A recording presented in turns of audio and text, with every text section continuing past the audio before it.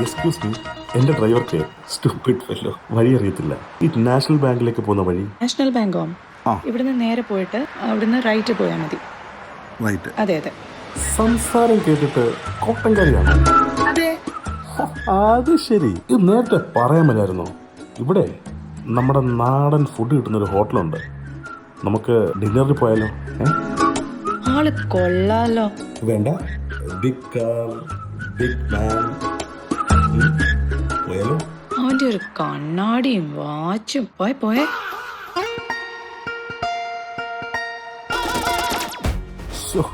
നടന്നില്ല.